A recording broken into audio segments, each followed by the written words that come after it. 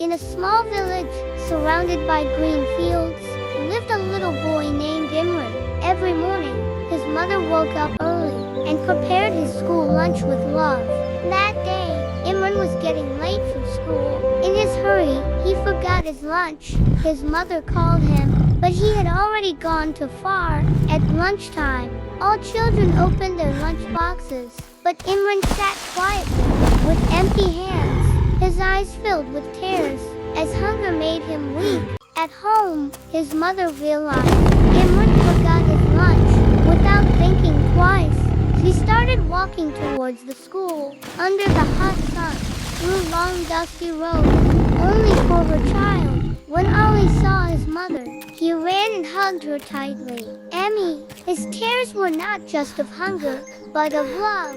A mother's love needs no reason. She walks miles just to see her child smile. There is no love in this world greater than a mother's love.